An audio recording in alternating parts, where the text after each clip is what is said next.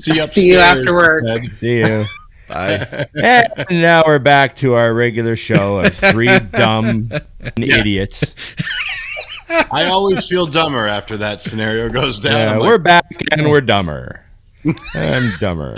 But we do have some really important questions, though, guys. Like stuff that is really like, we got to do this. It's important. Do we have to pay her for that? It's serious work. We have serious work ahead of us. Okay.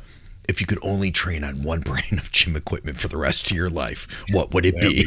From her to that. So again, not enough thinking. What sticker do you like best? Your opinion now. Here we go. Yeah, it's pretty much it, Ron. What sticker do you like best? On your bicep machine. Oh, yeah, man. That's rough. Oh, but this is really all we're qualified for, so that's good. We'll stick with these. Oh, man. Hey, everybody. Welcome to It's Just Bodybuilding. I'm Big Ron Partlow, and of course, I'm here with Dusty Hanshaw and the producer, Scott McNally. Remember, like, share, subscribe, comment, and ring the bell. Yes, hit the buttons, click the little bell-shaped thing, and make it all happen. Except the report button. Yeah, don't hit the report button unless you're just reporting us for being awesome and you wanted to write an email about us. Yes, 5 stars, all that stuff. And the comments are really great, so make sure you do add your 2 cents. We'd love to know what you guys are thinking. And, you know, it's nice to get your bells and your subscriptions and all that, but personal contact is really the one thing. Especially for me, because I don't leave my basement. You know? Yeah. Scott lives in a dystopian city that has been, lost to the future, and he, unless he wants to deal with rampant crime, he doesn't leave his home, and so he needs outside world. Yeah. Give it basically it's like The Last of Us where Scott lives. Yeah, or like The Walking Dead somewhere. Yeah, I mean, there's a couple blocks here and there. I'm just picking on Detroit. We all know it's a wholesome place. Yeah, there's a couple blocks like that, here a couple and there. blocks like that in Detroit. I lost where I was. IamMutant.com. Get your all in. Get your ISO surge, and everyone should get on the gear. IamMutant.com. We have lots of mutant. I actually don't have mutant branding on. None. Like the first time I double West Coasted. But I got my mutant flag hanging over there. So if we had a fourth person on the show, you'd see the mutant flag, and it'd be all good fun. Oh, we might need a guest or something later today. Like a okay. Smart Drop guest one in on. to prove it at some point. Well, hey, thanks to everyone. The Ron Harris interview went great. I'm really glad of the reception he got, and all you people out there that appreciate what Ron had to say and what Ron had to add. And we had a lot of fun talking to him. So thanks again to Ron Harris for coming on. Oh, that's cool. Let's talk about that cup you got there. Look at that. What cup was that? Oh, I'm drinking out of a blender bottle with the stainless steel. I got like a stainless steel blender bottle. Those are nice. Those are good. Yeah, it was a gift. It's got Darth Vader on it. Nice. It was a gift from George and Christina. Gave this to me for my birthday. Solid gifters. So, yeah, or it might have been Christmas. All I don't the know. same. They're nice people. Came from. I don't give people gifts. No. I'm the guy that gets a gift. I'm like, wow, thanks. That's really nice. I didn't think of you. Yeah. See, and they give good gifts. Like I'm like, I Venmoed you some money to go to dinner as if you couldn't buy dinner yourself. Yeah, that's me. I'm like, hi, I bought you this thing. It's an envelope with cash in it. Hey, that's good. Cash is good. Fits. I always think back to that early Eddie Murphy. I don't know if it was Delirious or Raw, with the leather suit. Delirious is the red leather and Raw's the blue leather. It's one of those two, but he's like talking about how all he wants for his birthday is money. He's like, don't buy me anything, just give me cash. I just want cash. And that stuck with me my whole life. I'm like, that's all I want too. Yeah. That's all I'm giving anyone.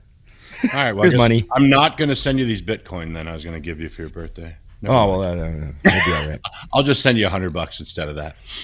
No, I'm just a terrible shopper, Dusty. Are you a good shopper, Scott? Are you like the guy where you give the gift and they're like, wow, I can't believe you picked the best gift for me? I'm hit or miss. It's like, me. I'm hit or miss. I did really good for this year, but then there'll be years that I just let it go. You know what I mean? So there might be times where I've got like a list that says like celebratory gifts on my phone, and I'm like adding to it like from like March, you know what I mean? Because she'll mention something, and then I'll just write it down, be like, oh, you know, these type of special socks. I just put it on there and leave it. Don't say anything. And then there's times that I'm like, oh, Christmas is tomorrow. I better see what I can get now. You know, my list is empty. Yeah. See, I like to even have a list. I literally just am like, what do you want? Send, and if they send me a picture, I'm like, link, no picture. I'm not even. I don't know what that's called. I want a direct link. Yeah. There's no surprises with Dusty's gifts. No, none. Yeah. Okay. I surprised her with our anniversary couple weeks ago. It was right at the Arnold, like the day we were leaving, actually the day I left, but we celebrated the week before, and I went out and ordered a bunch of Piedmontese beef steak, and because she loves that stuff and it's delicious. We got some steaks and we got some like lean ground beef, and I had it sent to my mom's house. All right, and thankfully it was really cold here, so I went the day before that we're going to celebrate, and I went and picked it up, and then I left it in my car overnight because it's like 0 degrees outside. It was fine. Yeah. And then we were getting ready to go out on our date day, and we, had our grocery bags with us and stuff, take them with us, the reusable ones, and I left it in the trunk. So when she popped the hatch open, the box was there, and it was a big surprise. So she wasn't expecting anything. So it was cool. So I can just get groceries as a present? You can. And now we've got a freezer full of steak and beef, you know what I'm saying? Yeah. It's a gift. I'm getting you a present today, babe. Getting you meat. Big present coming. Up at the Independent. Big present. Yeah. That's fantastic. Okay. That's a well-played move, though. It's a gift for her, for you. Yeah, it's for us. It's like food that we will enjoy together, It's not just like... It goes along with the lingerie. Yeah. Yes. Also for you. Gift for me, for you. Exactly. For you, through me, or whatever. Yeah. There you go. Do you remember that Simpsons episode where Homer bought Marge a bowling ball with his name on it, sized for him? He's like, it's so you'll think of me. And then she ruined it by becoming a great bowler with it. Yes. She threw the ultimate FU and was like, fine, I'll start bowling then.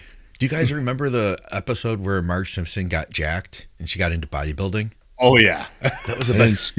Didn't Stewie get a hold of her pills and he was all muscular too? Remember? That was one of the best ever. Wait, I think you're whenever crossing someone TV shows says now. No, there's the one where Stewie's all veiny and muscly, and I Brian remember says that you're covered too. in veins, and he goes, "There's nothing a woman loves more than a vascular man, Brian." Remember? And sometimes when people say, "Man, you're veiny," I'll say, "There's nothing a woman loves more than a vascular man," and most of the time they're just like, "Oh yeah."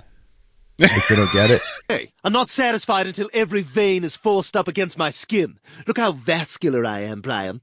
If there's one thing women love, it's a vascular man.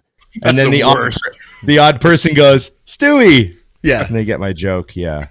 I just remember Marge was jacked and she had the blender out and she was like, oh, I'm going to need to add some anti-estrogens in here. And she had an eyedropper. So she knew about research chems and everything. You know what I'm saying? I was impressed. She knew about research chems. Seriously. Vulcanoids for my lats, Mesomax for my delts, and estrogen blockers for that minty taste. She's backloading an insulin syringe. Just like the most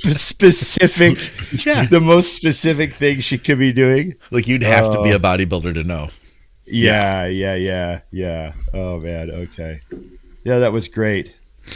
I'm trying to find. I'm just gonna send this to you guys. All right, and I know Dusty has some news for us, possibly. What's going on? Well, the question though, we have a question here, right, Dusty? The question is about Lunsford, right? Yes. Will Derek Lunsford be jumping in? Which one's Pittsburgh? Yeah, because that's the rumor.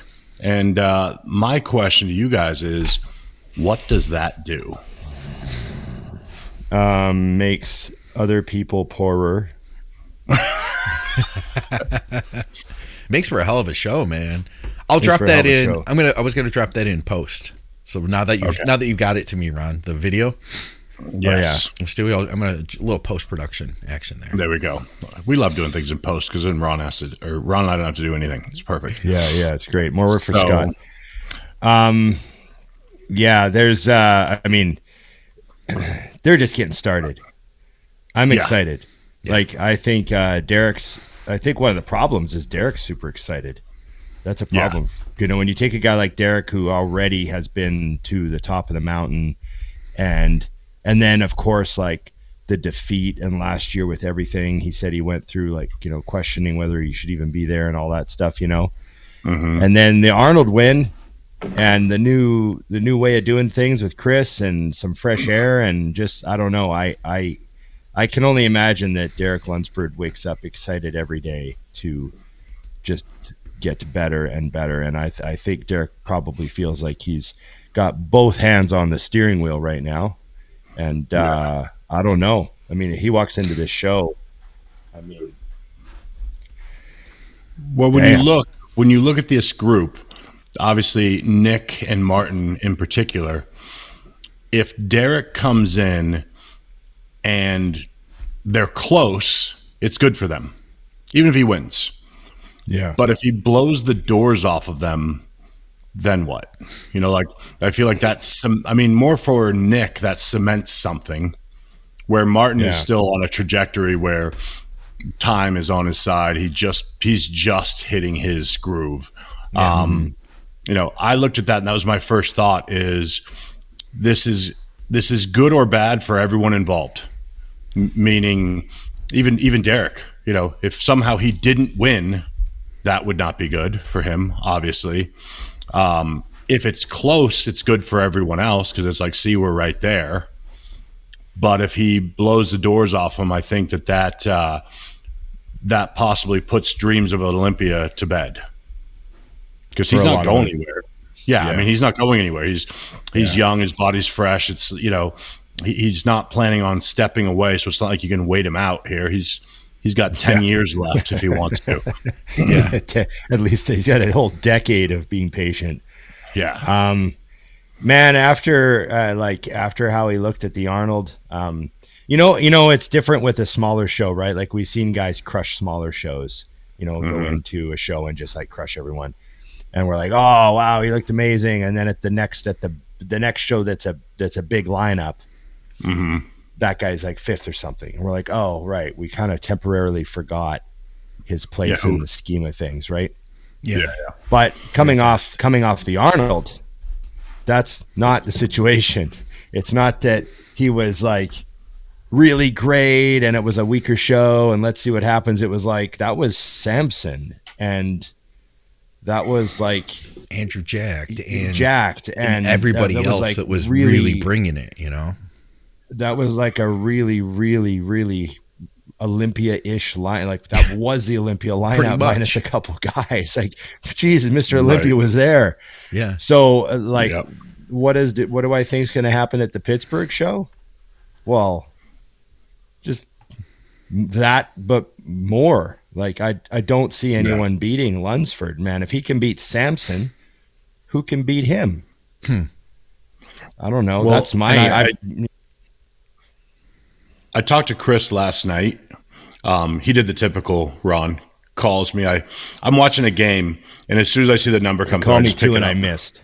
Oh, and I'm just listening, and and we of course were talking nothing to do with bodybuilding, and then finally I was like, "So Pittsburgh," and I won't go into the whole conversation, but all he said was, "What's happened to Derek since the Arnold is frightening." Huh. He said, we've come nowhere near the top of what he has. I just missed Chris's call. He called me yesterday too. He must have been right after you. Probably wanted to have the same chat. I was like, okay, all right, that's frightening. And I told Chris the same thing, because he goes, leading into the Arnold, no one really expected him to win. And I said, Chris, I didn't expect him to win, and I have nothing but respect for Derek, but I said, I was using your thought process of the 10-story building next to the 5-story building. Yeah. And I said, and then he came out, and he did say during prejudging, Derek came out first. And when he came out, he goes, I couldn't see very good because I was like 10 rows back. And he's like, I can barely see my food when I'm eating. And he goes, and I'm kind of looking at him. He goes, I think he looks solid. And then he gets a text from Jay, and he goes, the show's over. And he was the only guy anybody had seen. Damn. He's like, he goes, okay, we're in good shape. If Jay Cutler says the show is over and he's only seen one person, that's a pretty solid sign. If he comes in as good as he did at the Arnold, he wins. Oh, if he comes in better than he did at the Arnold, then it's the same answer, right? Like the only way he could lose is if he came in off. Yeah, that'd be the only way. If he can replicate that again, and Chris says he's better, I mean, I don't know. My only question or concern is, where do they shut it down and give him time to just do what he needs to do? It's a long chunk of time from now to the Olympia, I guess is my point. It's a long time to have still been in shape between that, between the Arnold and Pittsburgh. Where do you take a break in this? I'm rooting for him now, having seen what he did and having seen that look he brought. I don't know how he could be better than that, but if he can even match it, it's going to be lights out, just because that was just insane. I don't care how, I love Martin. I don't care how good he is. I just don't see anybody beating that. The one thing I will say, and Ron's been down this road too, is Chris has a way, I've done back-to-back-to-back shows before, and the way he backs you down and pushes you and backs you down and pushes you, usually most guys will say this when they, especially their first couple cracks, you do a show and then you got another show in 6 or 8 weeks and another one in 6 or 8 weeks, you start to feel pretty shitty for the last ones. He has a way of just keeping you rolling where it's just, as long as your body can handle it, your mind is fine, because he backs you down right when you don't think you need it. He's like, take a couple days off. And you're like, what? And he's like, don't go to the gym. Don't do cardio. You're going to eat these meals. And then all of a sudden you didn't even know you needed to, and you're brought back to life. If there's anyone that can push someone long like that, plus like Ron was saying, Derek is in a different place now. I think it's so much fun, and he's removed all of the nonsense little things that he thought were important, which makes, for me personally, working with Chris is so easy because he doesn't care about the nonsense. And that just makes it stress-free when you're not worried about taking these 3 pills at 3:57 p.m. every day. Yeah. I'm constantly reminded. I just sent a new client to diet yesterday, and he's like, messages back, what kind of lean steak? And I was like, the lean what kind of lean steak do you like? He's like, well, I always buy these sirloins from my butcher. They're all the same size. I'm like, those are fine. That's perfect. And he's like, oh, okay. Like, you know what I mean? Just be consistent. Chris never told me to buy a certain cut of meat ever. I remember when I was the first year with Chris, because I always was adamant that my food had to taste good. I just learned that it made dieting easier. So I would use sugar-free ketchup, and I have a mustard, a spicy mustard that I use on everything. And I asked him 6 weeks out, I'm like, hey, so this stuff, when should I pull it out? He's like, have you been using it the whole time? I'm like, yeah. He goes, I don't give a shit. And we're 2 days out in Vegas, and he's watching me just saturate it. Okay, cool. Not a word, So he definitely helps you realize that stuff, if it's been in the whole time, it's fine. Where people screw up is all of a sudden at 8 weeks out, they start bombing there's another 150 calories you don't know about as a coach. And you're like, why did it pause? And they're like, everything's the same. And then you find out, we've started using butter spray. And you're like, Or they do the opposite, and they're like, well, a guy at the gym told me that you really want to start cutting sodium out. So I actually cut all my sodium out last week. Yep. What? Yeah, you're 2 weeks out, and your client is suddenly dealing with all these weird issues. Yeah. And then you find out they adjusted their own sodium. Ooh, I got a pro tip, by the way, guys. I got to share this one. Famous Dave's hot pickles. They're like the little pickle rounds, not like the spears. They are so freaking hot. And what I've been doing is I'll take my chicken and rice, and I'll take about 4 or 5 of them, and I'll just chop them with my scissors into quarters over my food, mix it all in and it completely changed my food into something else, and it's like hot, like my nose is running while I'm eating it, because these pickles are so freaking hot. It's good. Oh, I love that. Yeah. They like transform my food into something else now. They're so good. You like to be in pain when you're eating. That's not just a little. My dad used to be that way. He like spices it up, and I'm like, "You're sweating." He's like, "It's so good." I'm like, "It doesn't look good. It looks like you're in pain." I want my eyes to be watering. I want drip off my beard. Yeah, just what I'm looking for. Why is his nose running? Because he's eating. Yeah, I want to think, man. I think I need a bottle of Axe. I think I need that. Only half of the people have any idea what you just said, but that's freaking hurt. Yeah. Okay. All right. Okay. Well, I have a question for you guys that I wanted to throw in right now because the people need to know. If you woke up in a jail cell in a third world country and got one phone call, who are you calling? And you can't say me because I'm with you. I was actually going to say that I might call you, Dusty. I might call Rick Collins, depending what I'm there for. Rick Collins, Good choice. Good call. Or I call Victoria. She calls Rick. There you go. Phone a friend. What? So what's your final answer, Ron? I was just kidding about that other part. I honestly might call you because you would notify everyone that needs to know, and then you would. Plus, you're American, so you might be able to. I don't know.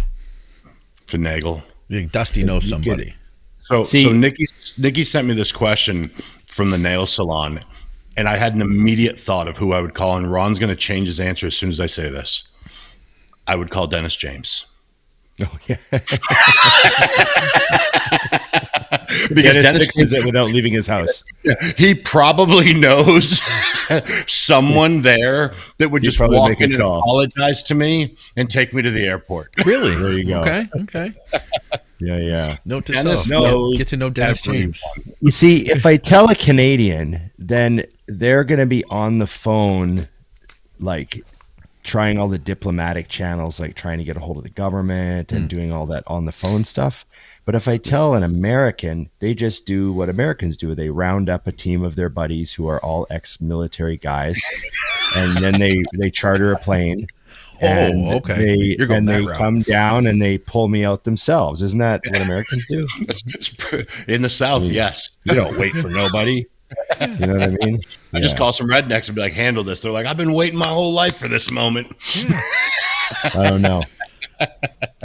Rescue operation. Operation Rescue Ron. Hey, speaking of Dennis James, we got to get him back on the show. He wanted to come on and do some reactions with us, literally over a year ago. So let's make that happen. I'll text him as soon as we're done. Yeah, Dennis is great. One of my favorites. Okay. All right, Scott, you want to roll through some of the questions we got? Yeah, we had a bunch of good ones. So Dusty put up a question thread. I put up a question thread. And by the way, I usually don't do this. In my entire history of owning an Instagram account, I have not asked people hey guys, go follow me on Instagram. But listen, I'm 39 people away from cracking 11,000 followers there. So please, if you aren't following me on Instagram, I am on my knees begging and pleading you like a true influencer. Please follow me. Hey, that would get a lot of hits. Yeah. All right, I'm going to follow you finally, just because you finally have. Thank you. I appreciate it, Dusty. I do. I've actually had that awkward thing where there's someone that I know well, and then I go to send them a message, and I realize I don't follow them, and I'm like, how do I not follow you? We've been friends forever. Sometimes you will unfollow, Instagram will unfollow you from people too. That does happen. I've had that happen. Instagram also boldface lies. I had someone send me a screenshot of this like spring break reel. Yeah. Right. It was like some like chick. Was this for like views, you know, where they act dumb and they guzzle vodka? Yeah. It was like, she's like, party time, and she guzzles vodka. And they took a screenshot of it and they're like, oh, you're anxious for spring? Ha ha ha. And they sent it to me and it said that I had liked it. Said Rep 300 liked it. And I was just laughing. I was like, oh, maybe I liked some dumb meme someone sent me, right? So then I said, just curious, can you send me the actual link? Like, can you send it to me so I can look at it again? So they send it to me and I click on it and there's no heart. So I hadn't liked it. That's funny. I have so Instagram just bullface lies to people that you liked it. That's going to be my excuse for some of the scandalous shit I like. I didn't like that. I didn't do it. You It did too. So I took a screen. Yeah. So you take a screenshot and send it back to them. Go, see, I didn't like it. The heart's not lit up. Oh, they just thought you unliked it. Yeah, right. Yeah. That's all Unlike that was. screenshot, I'm not buying send. your shit at all. And I would like it again so I can go back and see it. Yeah.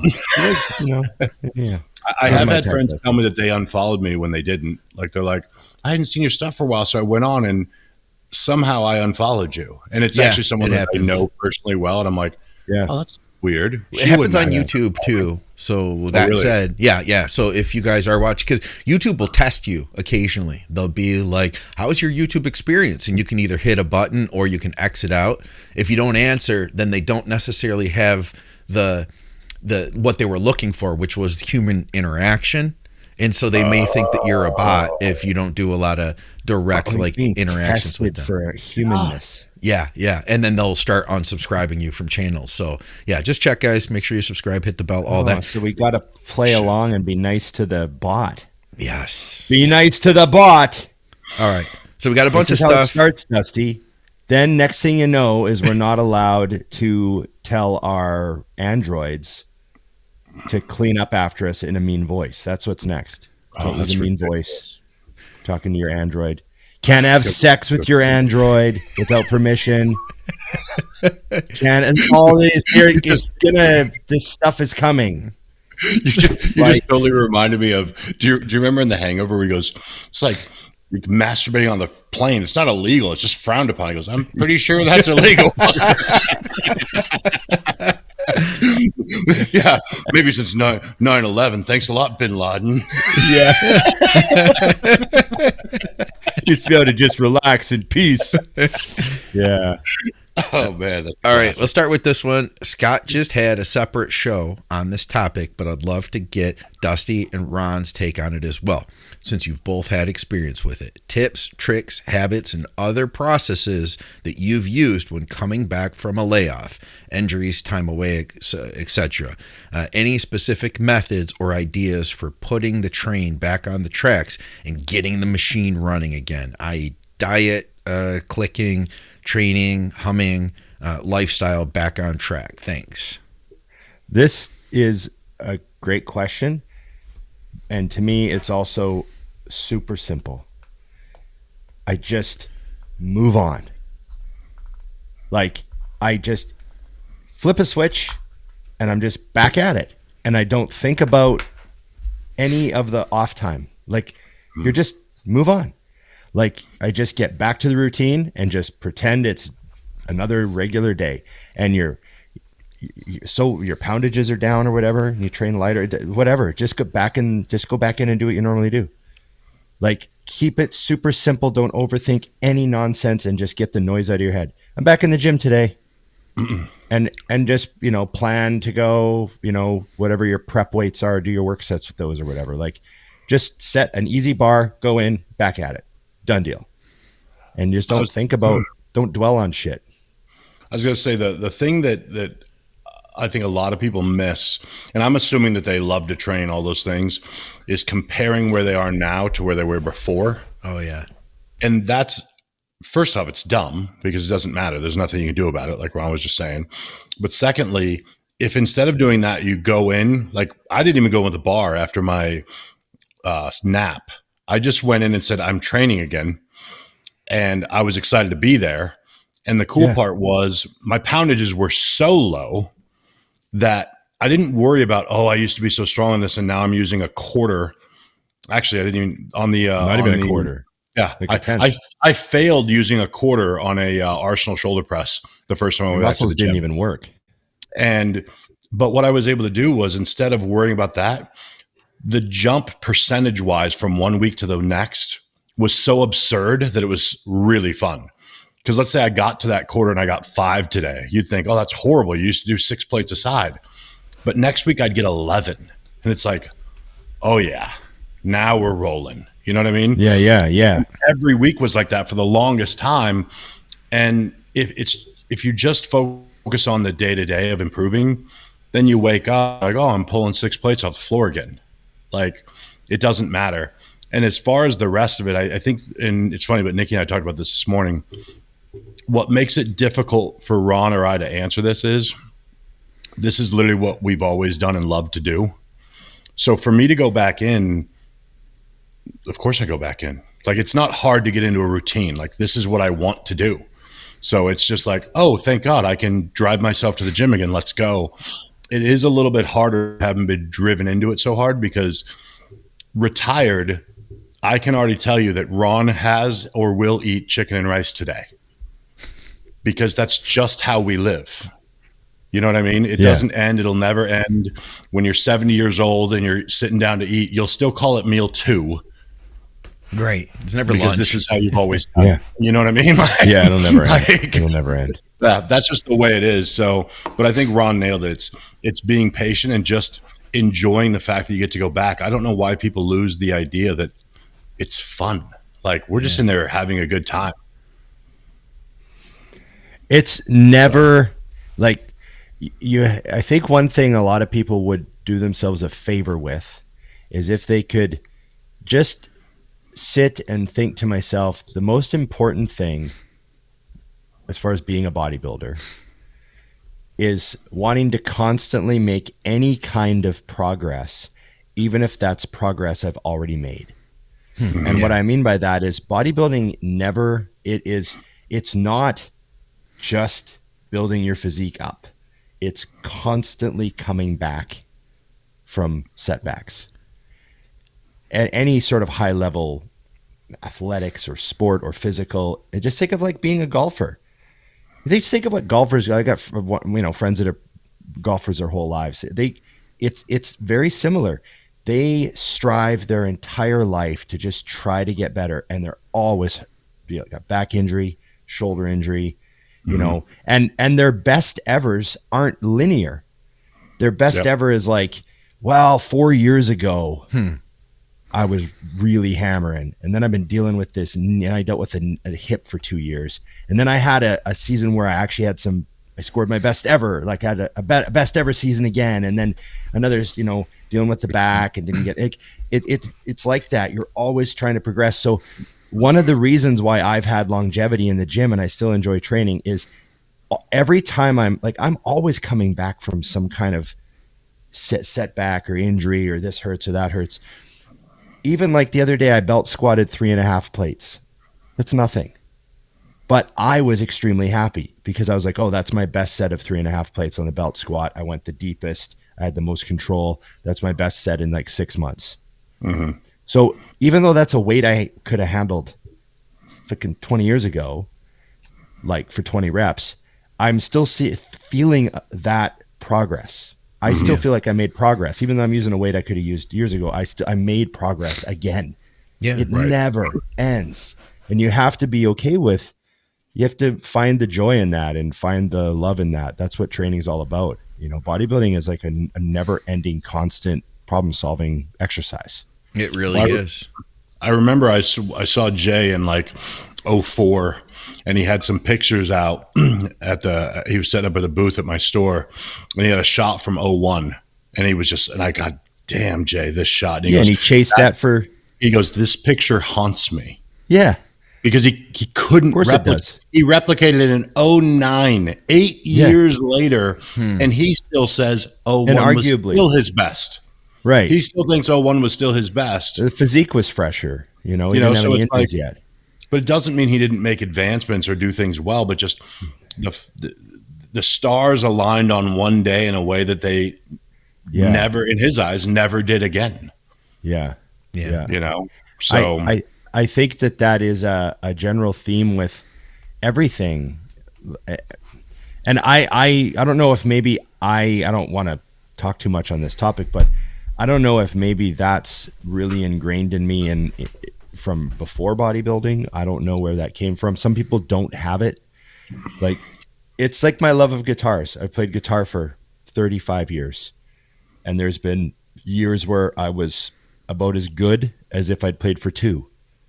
And then there were years where I was good enough that you might have thought that maybe I'd been in a band. Have you ever been in a band? You know what I mean? So my skill level on the guitar has done this drastically over the years as I've played and not played and played and not played.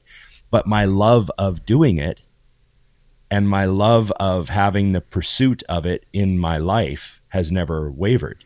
And so that's the whole thing. Like, why do you train? Why are you a bodybuilder? Is it for some reward that you think is coming at the end, or is this just something you love to do and it's in you? And you know, you might have a shoulder injury for 6 months, but you're going to come back. You know what I mean? Like, there's that love of training that has to be there as a foundation of it. No matter how good you are, no matter how banged up you are, no matter where you are in your bodybuilding, timeline, you have to, want to make those gains again. And I don't know, want to put in the time. I think one more thing to tie it in is it goes across at the highest level, right? Like I already said, Jay, if I were to ask everyone here, what year was Phil's best Mr. Olympia? It wasn't his last. What year was Ronnie's best Olympia? It wasn't his last. Hell, his best look, in my opinion, was an Arnold Classic. And then the same thing, I remember I was just talking to James. I don't know if we were on the show or separately, but we were talking about moving weight. And he goes, oh, I don't do that anymore. I can't do what I used to do, but he still loves to go in there and tear it up. And he's a better bodybuilder now. And not because he's doing less, but because that foundation was already built. So not only can't he, but he doesn't need to anymore. The risk to reward isn't there. So keep that in mind is I like to remind people the trajectory is not linear. If it was, then by the end of my career, I'd have been deadlifting 1,200 pounds. Yeah. Because it has to keep going up if that's the rule. But we all know, just like that, I mean, there's times you look back and you do something crazy, like I haven't pulled that in 3 years. Holy shit. Like, and there's those days, like you said, Ron, where you do the 6-plate squat and you rack and go, cool, I don't ever need to do that again. Right. I can say I did it and we can never do that again. Yeah. So it's a great question though. I'll throw one in real quick with it. And because like I said, I did do a whole Ask Me Anything, and the whole first 15 minutes was dedicated to this topic. And I laid out like 6 points. And it's funny because on our date day, we went to Mayberry State Park and went hiking. And I told Victoria I had this topic, and she said, this is a really good one for you. She gave me a bunch of those points. She was like, I've been watching what you've been doing, and here's these things. And I was like, oh, okay, let me write these down. So she actually showed me, like, these are the things I've seen you do. And so it was kind of cool to have somebody else notice that stuff. But I would say one thing was getting consistent with my food isn't something that happened overnight again. It was something that I just had to make sure I prepped my food first so I had it. And then from there, I just tried to do better. Just like Ron's talking about not getting as many plates in the gym. It's like maybe for me, a win is eating 2 chicken and rice meals today. Maybe I didn't eat that yesterday. Maybe I ate my breakfast, my meal 1, and then things kind of fell apart and I had a shake here and I ate some chicken there and ate some bullshit. And then I ate, some protein for dinner, whatever. If I ate 2 chicken meals, that's definitely improvement from that. So it's like, it doesn't have to be perfect, just better than it was the day before. Keep it easy and it'll slowly but surely kind of come back together. I wish you guys were coming out to the Detroit Pro, by the way. We had a bunch of questions about those. It'd be a great show. It'd be a great show. Somebody asked, if you didn't do that, Scott, you would have failed. Oh, if I just tried. Some people can do that, man. Because you would have, but I'm saying, like, if you said it has to be perfect and then it isn't for a week or 2 weeks or 3 weeks, then you're like, oh, it's just not in me anymore. Yeah. Versus just saying, well, it was better than it was yesterday. Well, better was last week. And then, Scott was nice enough to share me his progress pictures the other day. And I was like, holy shit. It's coming along, man. It's coming along. I'm not ready to share them publicly. No, yet, I knew we'll that. Get there. We'll get there. But I didn't get any pictures. It was definitely. I'll send you some underwear pictures later. Because you're still in shape. You had to share it with a guy like me. He's like, Dusty will understand. Ron's got 8 abs. I don't need to show him yet. Yeah. So listen, we had a bunch of people asking us about the Detroit Pro. They're like, I'm coming in town. So here's the thing. Somebody asked, where's the best Middle Eastern restaurant? And there's a place called Al-Amir, and it's in downtown Dearborn. It's like East Dearborn. It's not a big fancy place. It's a little restaurant. And I'll even, if anybody wants to ask me, I'll give you the actual address to it. But the first time I took Victoria there, she had never had good Middle Eastern food before. And the lady was so happy to like talk to her about what was on the menu. And we ended up with like a table full of all these little plates of different things. And oh my God. And it's really good Middle Eastern food. In fact, the Arabic people I know will tell you like, yeah, that's good food. So that's a place to go.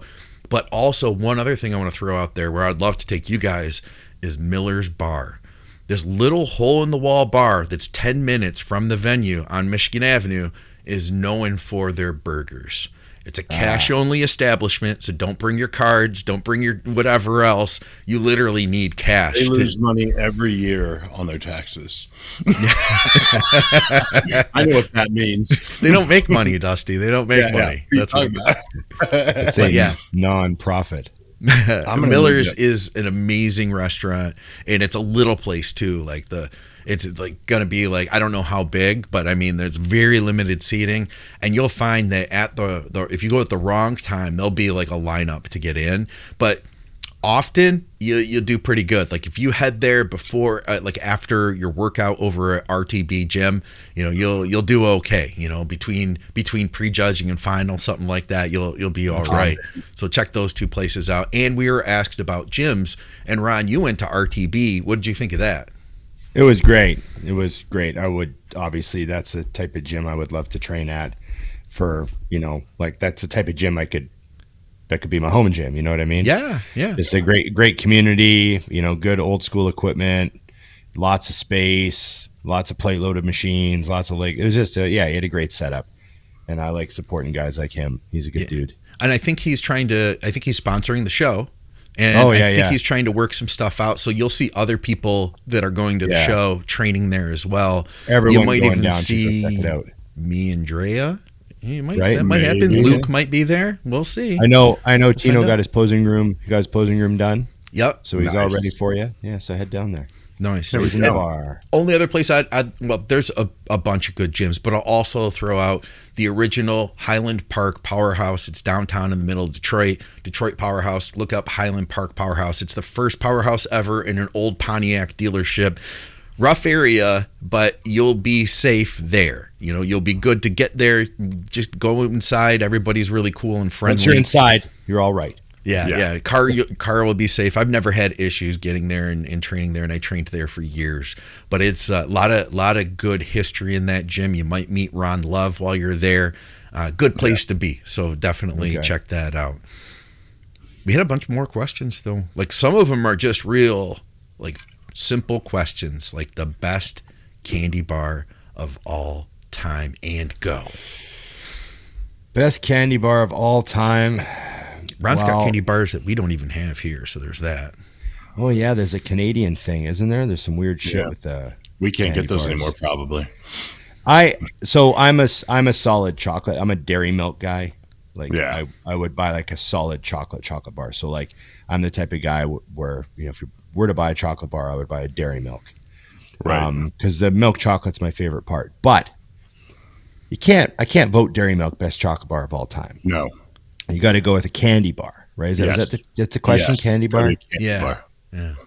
You got to go Mars bar. You got the chocolate. You got the caramel. You got the nougat. We have that, Dusty? Yeah, of course we have that. Okay. A Mars bar is just a Snickers bar without peanuts in it. Oh, okay. I'd like that. Snickers is what I was going to go with because it's the OG. Classic bar. But I like a Mars bar without the nuts in it. That's although, those little protein macros, they really make it, they really sweeten the deal, those little Snickers macros. I'll tell you the downside to this question now is no candy bar, like the traditional Snickers, all those are worth what they cost anymore. Oh God, they're a lot of money. Like you go to buy Snickers now, like the bigger size one, which they call the, like the biggest one. It's like $3. I'm like, it's not a meal. Yeah. What the hell is going on here? Like, I'm going to have this gone by the time I get to my car where it's at the pump and throw the wrapper away for $3. It's hard because I used to do Snickers all the time, and I am cheap in that.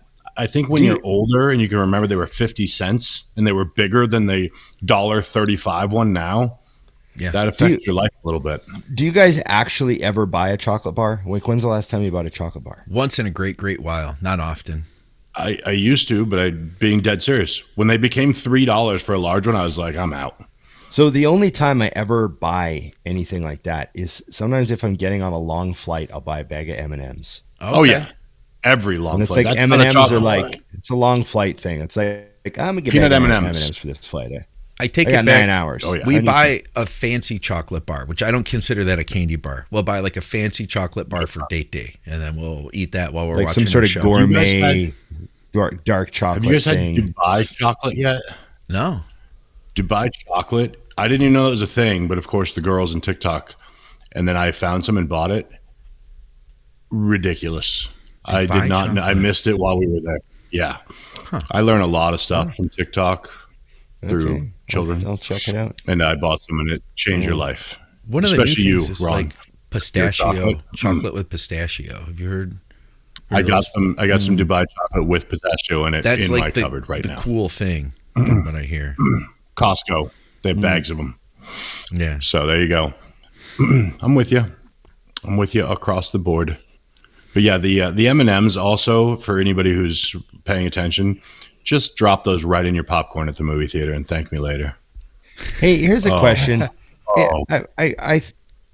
This might be a really dumb question, but someone the other day told me this was a Canadian thing, and I didn't realize it. Do you guys know what Smarties are? So they're different. They're different. You got your Smarties are different. So Smarties are Canadian. Yeah. Wow. So what do yours you, are different? you have Smarties? We got to pull this up. Yeah, I didn't know they Ron, were Dusty, different. like Dusty, what are our Smarties? Those are like the soury little like circle things. They're like little hockey pucks. Oh my god. Our Smarties look like They're like this. rockets. Yeah. Your Smarties are rockets. So this is Victoria's mom's favorite candy were the Canadian Smarties. This is our Smarties. Oh my god. I'll just place these That's over like here. Yeah. not even the same universe. No. What is your Smarties? Now I'm getting pissed off. They're Our much Smarties better. are a different much brand better. of M&M. Yeah. What? They're chocolate. Yeah. I'm trying to find one that's open. You guys must have been terrifying these for a long time because I've never seen them. So here's one that's actually dissected, Dusty. This is just one that's broken apart. It looks like this. It looks much like an M&M. M&M. Yeah, they're Canadian They're a M&Ms. little bit different than M&Ms, though. You know what I mean? Is that like that looks like almost like cake on the inside? No, it's just milk chocolate. It's just chocolate. It's Okay. just, I don't know why it looks like that, but that's just there. I just sent Scott a package. Put the package up. These are really good. Canadian. These are really good. Yeah, and they come in a box. Like they come in a little box. Yeah, like you're at the movie theater. Yeah. But Smarties are awesome. And you're right. They're just a little like it's. I don't know why. I don't know what brand. They're Nestle, so it's just the milk chocolate is different, right? Like if you buy the M&Ms, that's the Mars company, and if you buy Smarties, So whose that's is Nestle. better? Well, it depends on whose chocolate you like better, but it's just the same. I'm candy. asking you, whose is better? Don't say equally rated. Man. McNally. I think that the Smarties chocolate. I think Canadian are better. Smarties. It's like a better quality Smarties chocolate. I don't know. They're really good. They're I delicious. think it's like just a better quality chocolate overall. I do. I don't know. Check them out. Ron, bring some Smarties to Germany. I'm bringing a bag of Smarties to Germany. That's it. Yeah. I need to know. Well, that's gonna be something we video. Me trying We'll Smarties. do a taste test. Hey, I got a We'll do question little for you guys. one I against- feel like this is the least important episode of all time. Are you kidding? It's gonna explode. People need to know this. All right, I got a question for you guys. Is it worth using any form of PEDs while on hormonal birth control, a pill? What would be the best method of birth control for a female who wants to compete in bodybuilding and use PEDs? Thank you, Ron and Dusty. I'd like to phone a friend. I'd like to phone a friend right now. Is that an option? Do we have phone a friend? We can phone a friend. Can I call my friend's wife? Is that weird? Yeah. I'm gonna need Victoria on this because you are well above my pay grade. Victoria. Victoria. Yeah. That's right. Oh, she's in. All right. This Give her is just a perfect. second This here. is why phone a friend exists right here. This was my third world country jail cell phone call. Yeah, I would call Victoria. Like honestly, Victoria would know what to do. I would probably call her because she would call Rick Collins. Plus, she'd call she knows anybody Rick else Collins. that we needed. Yeah, exactly. Yeah. I'd just be nervous that she would first ask why I got in there, and I don't want to discuss that. No. And then start. Oh, we can't see her. Bring her in. Oh, We can't see her. Oh, we're just. There bringing she her in. is. There she is. Are you upstairs? We needed you. Can you hear us? Yeah, Oh, okay. You're Perfect. Okay. I can. Okay. Yeah. Am Read I, the question to her, am I Scott. here? Yeah, can you hear us? You're here.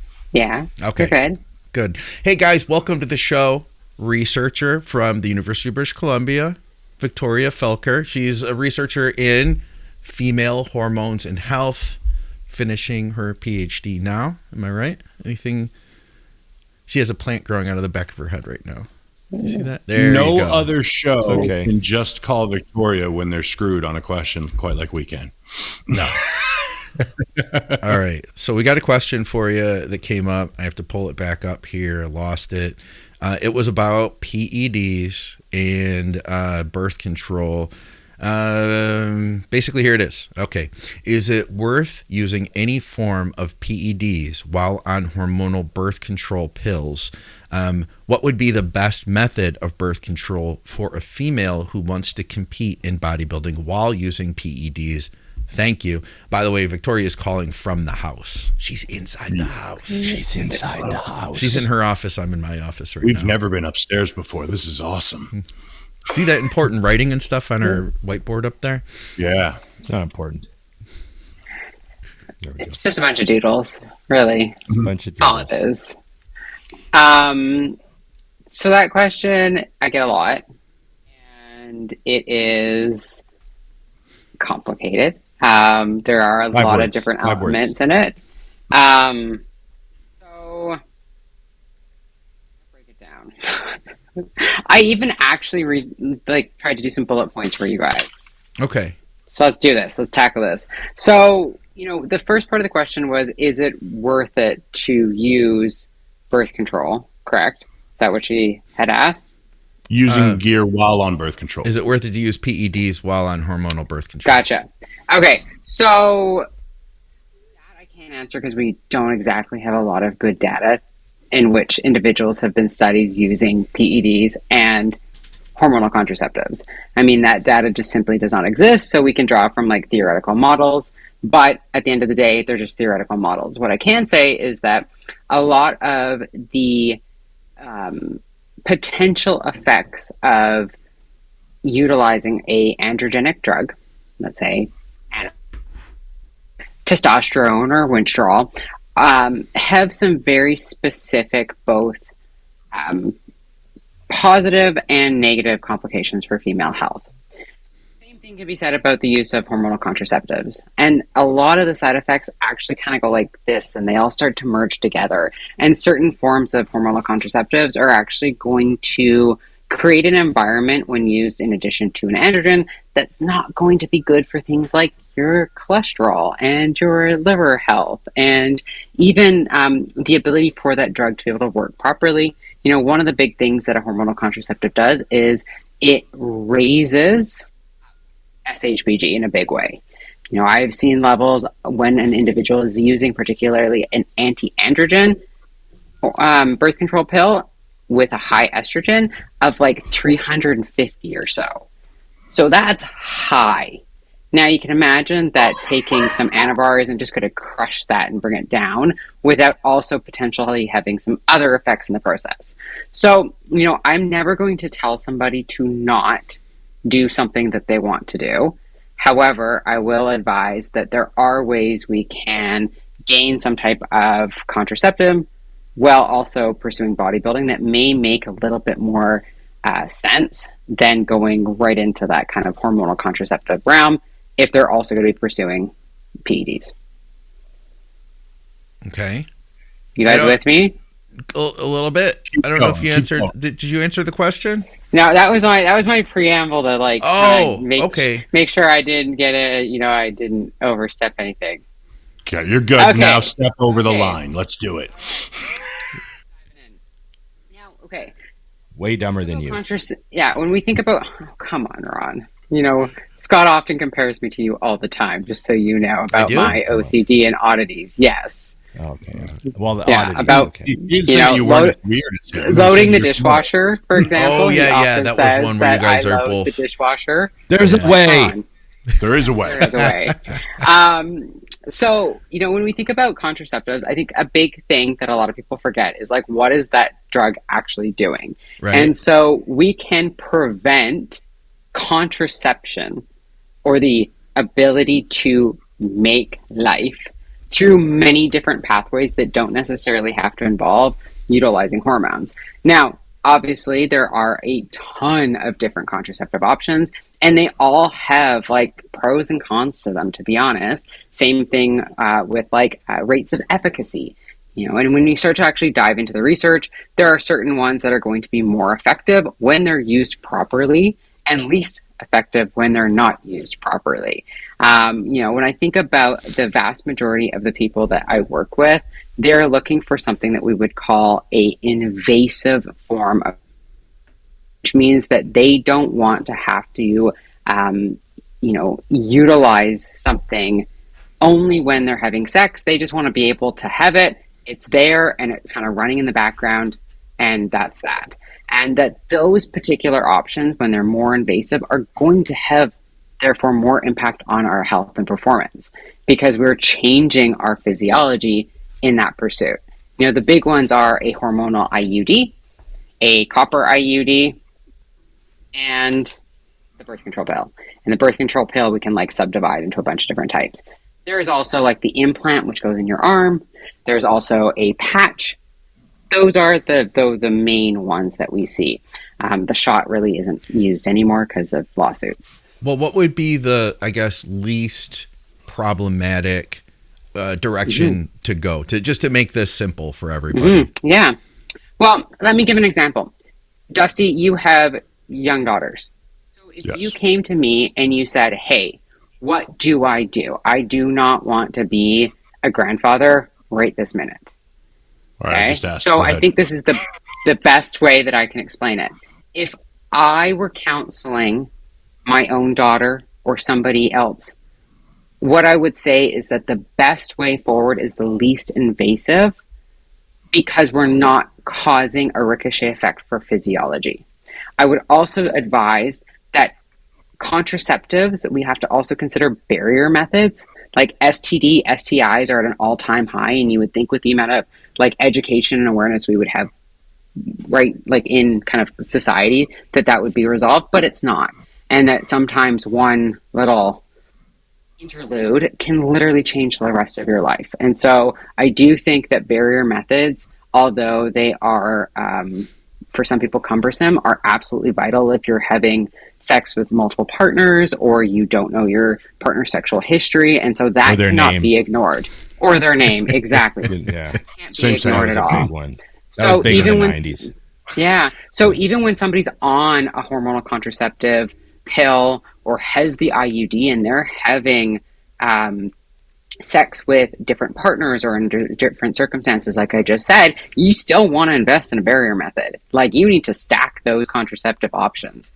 I also would say to Dusty that, like, I firmly believe that something called the FAM method, or the fertility awareness method, is something that women should do when they're not on an anti-ovulatory contraceptive agent like the pill. What the FAM method is you're essentially just tracking for certain signs of, women can only get pregnant for a couple days each month. And so we can actually track our biofeedback across the course of a month to determine when those days are, and then to intervene appropriately. Some of the statistics you'll read on FAM will say, oh, it's only like 85%. Others, it's got a failure rate of 2%. So it really is like in the control of the user themselves. All right, now, so how about going for the PED user then? Yeah, but that is for the PED user. That's the thing. If you are tracking your menstrual cycle for fertility, okay. No. Bear with me here. Not yet, but if Scott. you're tracking your menstrual cycle for fertility as a PED user, you're also keeping your finger on the pulse of what your actual innate hormone production is while you're on cycle. that can be so valuable for a woman to be able to help mitigate some of the more unfavorable effects of hyperinflating your androgens. So I do suggest women track their basal temperature, their cervical mucus, all those same signs we would for contraceptives. The copper IUD is one that I would lean into more. You know, it's not all wins. There are still some potential very big side effects of using it, such as a heavier bleed. And that's like the number one thing that is reported, particularly in the athletic population. And this is going to be caused from not only the copper IUD itself kicking up and creating a bunch of inflammation, but also the fact that if you're not ovulating, then you're going to have even more of that potential breakdown, inflammatory state of the uterus. So that's why we have to stack them. We have to keep them together. If we want to be safe, we can't just lean on one a lot of the times. We have to actually draw and use a bunch of them. So if I were saying to Dusty, hey, you know, tell your girls to use condoms. Don't forget your raincoat wherever you go, because you never know.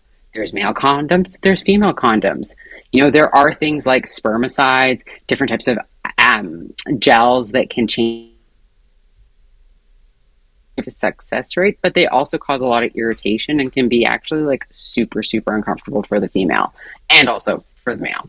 So those aren't as popular. You know, then I would say to him, hey, also talk to your daughters about tracking their menstrual cycle, specifically for ovulation, which is so easy to do in today's age with all of the different apps and technologies out there, to make sure that they are ovulating regularly and for long enough. And if they want that extra protection for contraceptive, maybe pursue something like the copper IUD. Now, my caveat is if they want to go into the hormonal zone, the Mirena may be a potential option for them. The Mirena is a hormone-releasing IUD. It releases something called a progesterone, but that itself is still not benign. There's still potential negative outcomes for that, for health and for performance sake. If they are really wanting something like a hormonal contraceptive pill, then I would lean into some of the newer pills that are either composed of something called E4, which is a naturally available estrogen that our body makes, with a lower androgen, lower progesterone that has no androgenic effects, but also no anti-androgenic effects. Those ones are typically available only in Europe right now. There's only a few on the market in the US. Or I would lean into a oral contraceptive pill that has a androgen-derived progesterone plus a lower ethyl estradiol, which is the main estradiol that are in contraceptives, because those particular formulas are shown to have the least potential negative impact on metabolic health, regulation, insulin sensitivity, weight gain, suppression of testosterone. So they are the ones, if we look at the big family of oral contraceptive pills, that have the least amount of potential risk associated with them. Okay. So if we took that with hormones, that would be one of the stronger routes then, with it not kind of fighting the androgens. Well, because that's the big part of the question is, what can they still see the maximum effects of their bodybuilding fun while taking those? Yeah. So the Mirena, the copper IUD, using FAM, using condoms, all of those are going to have their own potential, like not necessarily hormonally based impact for a bodybuilder. Mirena, questionable. Okay. The hormonal contraceptive pills, the implant, so on and so forth, I can't give you a clear-cut answer because I simply don't know. That the data just simply is not there for me to be able to sit here and say, like, yes, stack your less with your Anavar. Like, we don't have the data to say that that's okay to do and that that's going to not be potentially detrimental for either their health or their performance or the effectiveness of the drug itself. I always err on the side of caution. And so for me, I would say if somebody's going to do that, the lower the dose of ethyl estradiol, the better potential outcomes they might see when they're on cycle for things like blood clots and complete clusterfuck of cholesterol.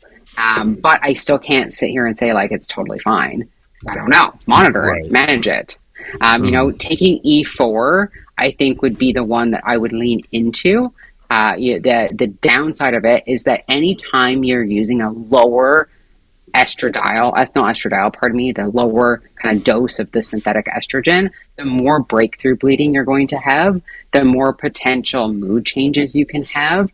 And so it's not just all like sunshine and rainbows and we're off to the races. There's still potential downsides to it. Sure. Right. And like you said, we're talking about things that aren't being studied. Do you guys have any off-topic questions for Victoria before we let her go? I was going to say the exact same thing. Yeah. Ron? Yes. No, that was, I mean, like, I know Victoria's a PhD and all that, so there's a lot of details that come through with, I'm just trying to listen and absorb. Yeah. You know, I didn't know there were androgen-derived female birth controls. You know what I mean? So that's interesting. It's pretty crazy, Ron. They're 19 nors. You can either have a 19 nor progesterone or a 19 nor androgen-derived like synthetic progesterone molecule. And when you actually look at what they look like, the androgen-derived progesterones look more like an androgen than they do progesterone. Right. Yeah. Fun fact. Interesting. So they make them out of a NOR molecule then. They're not made out of a testosterone molecule.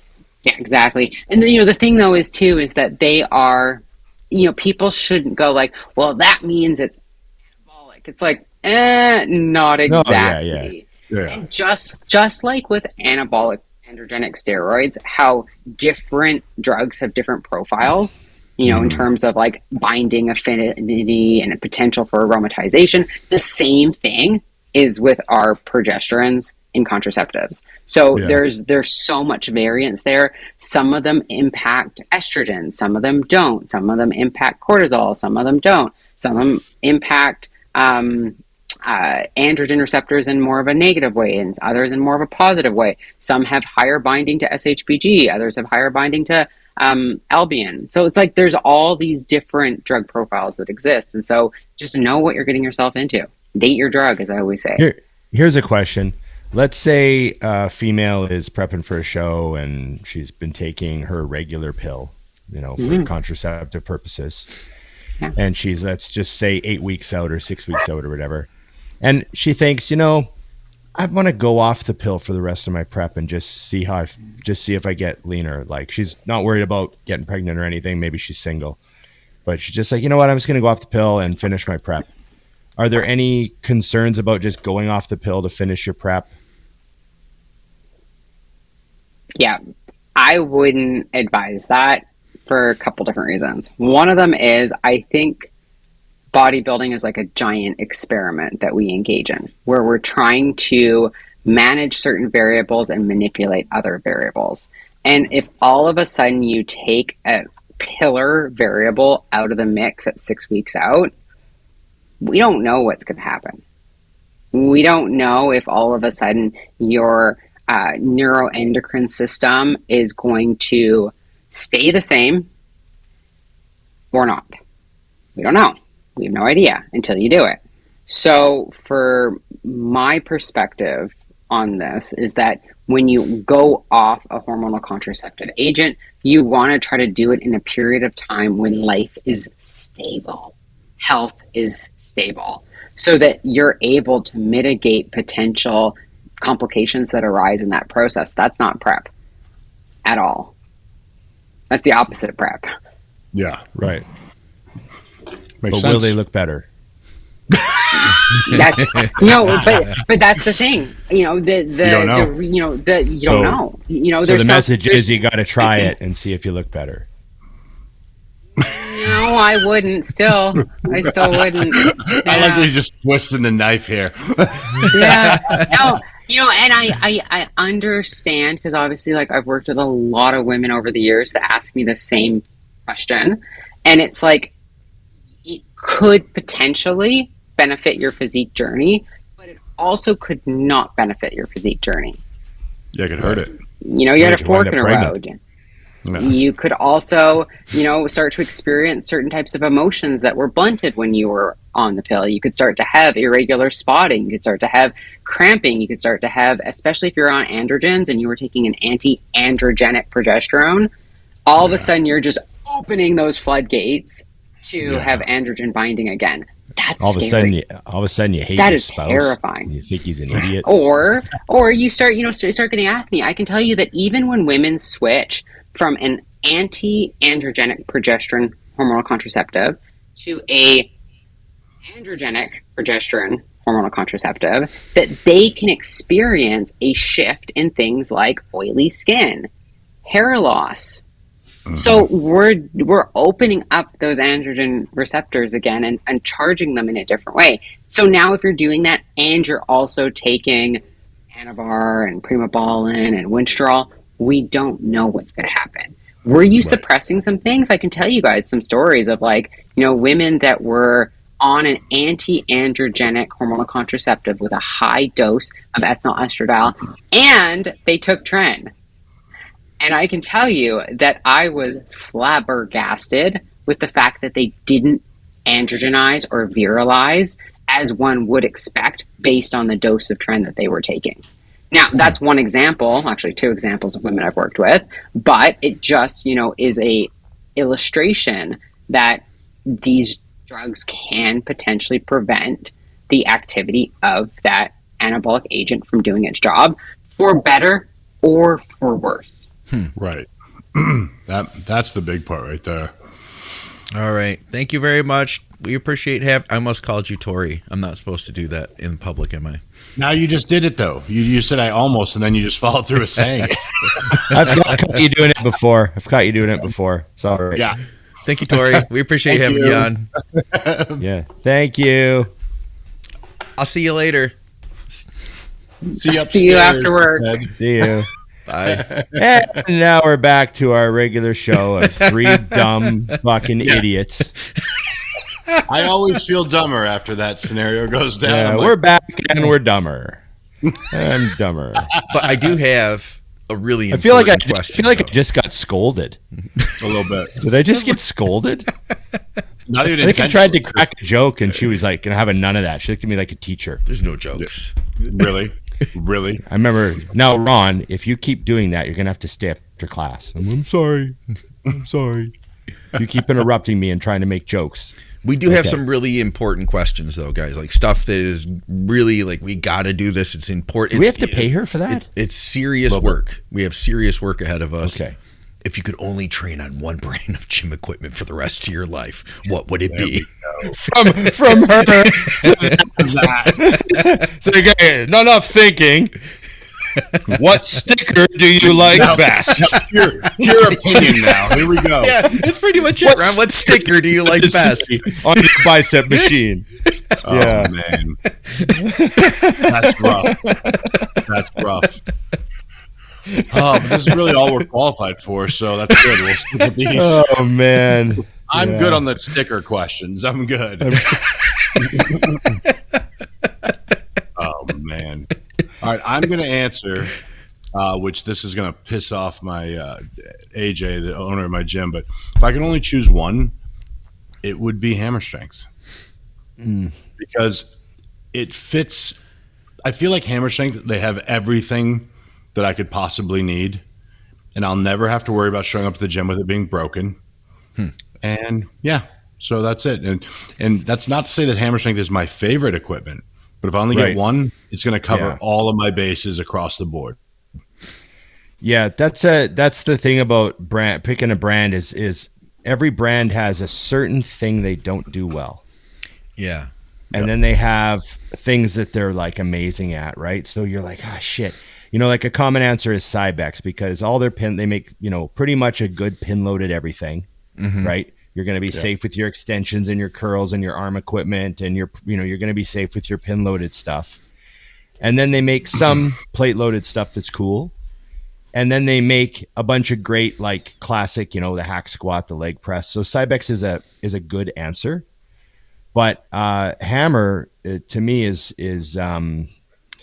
There's just so much there. And then the stuff that they don't do great in the hammer way, they make up for just by the fact that they've absorbed, like you can get a regular lying leg curl now that's a hammer strength. It's just a Life Fitness Pro Series 2. Yeah. But they put a, I think a bit heavier stack on it, and they put the hammer strength sticker on it. But it's just a Life Series Pro Series 2, which is a great line of pin loaded equipment. So they've got all that stuff now. The whole Life Series Pro 2 series is available as a hammer strength line now. And then they've even rolled some of the Setbacks stuff into the hammer brand now, because Setbacks is gone, and most of it got rolled into Life Fitness. Some of it. So a hammer makes an amazing hack squat now. Have you guys seen the hammer hack squat? It's actually quite like a Setbacks in a lot of ways, like not the new one. Footprint wise and everything like that. It's a really cool piece, but the fact that Hammer never used to make a standard hack, right? They made that, what did Joe Bennett calls it, the poopy press, that little poopy press thing, right? But now they have like an actual hack, and I think that hammer strength, just from a gym owner line, being a gym owner and how low maintenance it is, I think generally that's a safe pick. Yep. I like the Jim Lico stuff. I don't know how they would be for like their full line, but because I'd want to put it all in my basement, I could probably fit like 30 machines, you know what I mean, in my home gym. There's some pretty cool stuff. Their footprint there is awesome. Yeah, I'd take that. I just sent over that new hammer hack. Throw it up there. Yeah, it's fantastic. So Hammer made this. I saw it at last year's FIBO, and I was like, oh, that's like kind of almost felt like a Cybex when I got on it and gave it a run, Huh, so they also make, I think, they have the greatest hip thrust I think any company makes. Yeah, we have it, and people love popular. Oh, you do have it? Yeah, that's a great. Yeah. I like that one because I found a lot of the other hip thrusts, based on your height, you either love it or hate it. Yeah, that's a new hammer hack there. Yeah, it's cool. So, I mean, like, just a standard plain Jane on the rails hack, but it felt just like a Cybex. Slays for days. Here. Do you guys have anything else? Or Atlantis. I mean, I could do Atlantis all day long. Atlantis would be good. I'd take that. Yeah. Anything else stand out at you guys? I mean, we had so many. What about... I'll scan through them. I was leaving it 100% to you like always. All right. How do you guys get your water in? Flavor, gallon jugs. What helps you consume the water that one needs? What helps your clients drink all of their water? I'll tell you one thing is just have it with you. If you drive for 30 minutes each way to work and back, you will not have water for 30 minutes each way. You're an hour behind if you don't have water with you. I finished mine. I've almost finished mine. I fill this glass bottle up. I just keep it at my desk with me all day long. And every time I think about it, I just take a drink. And you don't have to put work into it that way. Like what we don't want you to do, what I don't want people to do is forget to drink it for 2 hours and then chug a whole bunch of water. You know what I mean? And there's no catching up. You know what I mean, Dusty? Yeah. I think that first thing, I do use flavoring. I am a Crystal Light whore in the biggest way. But I drink still to this day 1.5 gallons, 2 gallons every day. It's super easy to me to get water down.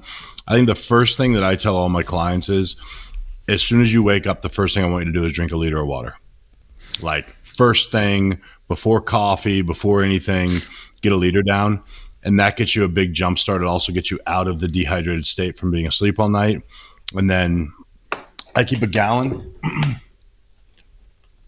around all the time. And then I just fill up my cup during and just keep rolling all day. And I mean, it goes down so easy that way. I'm not at all against flavorings, stuff like that, if it makes it easier to get it down. I also, I'm a big fan of bubbly water. Oh, yeah. Big fan. So I've got my... so I have a machine for that to turn my water into bubbly water. So those are cool. That makes it easy to go down too. And it's cheaper than buying the Pellegrinos because that was getting a little out of hand. I just have a rule where I drink a liter of water with every meal. Yeah. And then with the other couple of, jugs I go through with working out and everything, I get enough in for the day. So I'm fine. And if you're not drinking a gallon yet, just work at it. A little bit of time, give yourself a week or two of just being mindful. You'll be able to get there real fast. Do you think that Kai Greene would have eventually won the Olympia if he hadn't retired? Or do you think that the rumors about politics blocking him were true? No to the rumor on politics. He was being blocked by Phil Heath being better. Yeah, Phil Heath had a problem with being alive at the same time as Kai, and that's why he didn't win. That's all.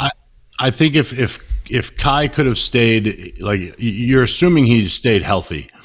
If he'd have stayed healthy, then yes, he would have won an Olympia eventually. Look at the lineups and how they went.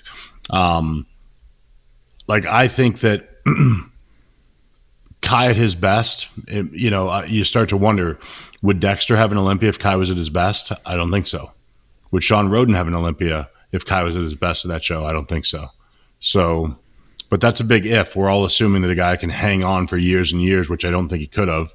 So, assuming natural age and progression of a guy that big, my answer is no, he still wouldn't win an Olympia. Question for you. Why have an arm day? I'm a natural bodybuilder and never really understood why doing more than 2 different exercises for biceps and triceps adds any purpose. Training biceps with chest, dumbbell curls and barbell curls, triceps with back, sculls, and push downs, and I'm done. What are your thoughts? Well, it depends on how good your arms are. How do they look now? Yeah. Do you have good arms? I think that, the what do you have genetically for arms is a huge part of that equation.